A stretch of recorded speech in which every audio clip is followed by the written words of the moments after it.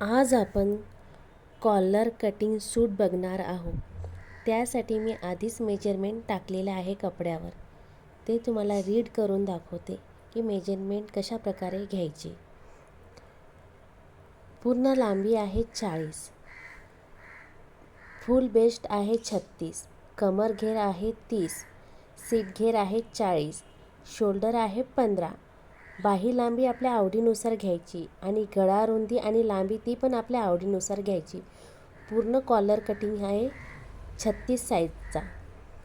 तर शोल्डरचं measurement टाकण्याआधी shoulder 1 inch वर घ्यायचं आणि ते शोल्डर 1 इंच वर यासाठी घेतलं की बॅक साईडला थोडंसं उथळपणा असतो. त्यासाठी शोल्डर 1 इंच वर घ्यायचं. नंतर मेजरमेंट पूर्ण लांबी टाकून घ्यायची.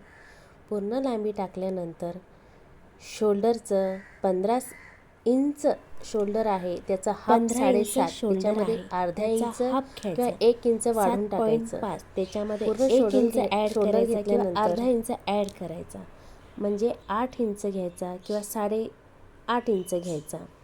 ती लांबी टाकल्यानंतर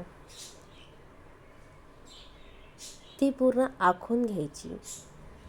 आखल्यानंतर गळाचा भाग घ्यायचा 2.5 किंवा 2.25 इंच आणि समोरचा गळा घ्यायचा खाली 3 इंच. आता ते दोन्ही गळे टाकल्यानंतर 1 इंचानी मागचा गळा घ्यायचा आणि पुढचा गळा 3 इंचानी घ्यायचा.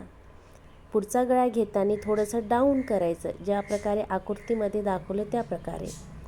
ते डाऊन केल्यानंतर दोन्ही रेषा एकमेकाला जोडून एकदम स्ट्रेट घ्यायच्या. तिथे थोडासा आर्म होलचा भाग येतो.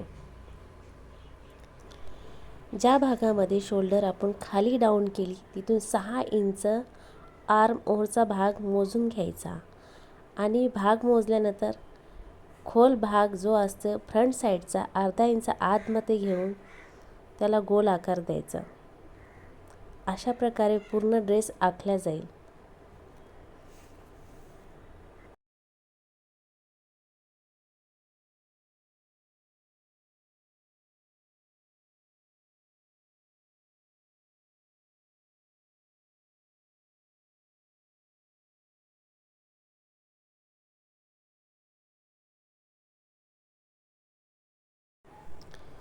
पूर्ण लांबी,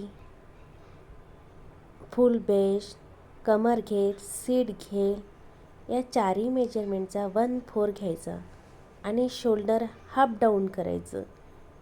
15ची अर्धा 7.5 कोणतेही मेजरमेंट घेताना शोल्डरचा हाफ डाऊन करायचं आणि बाही घ्यायची, बाही आपल्या आवडीनुसार.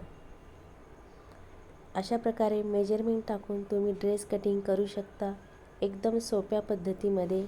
पूर्ण मेजरमेंट टाकल्यानंतर 2-2 इंचांनी एक्स्ट्रा घ्यायचं. ते मार्जिंगसाठी असते, आपल्याला थोडंसं कमी जास्त करण्यासाठी, जसं डायग्राममध्ये दाखवलं त्या प्रकारे.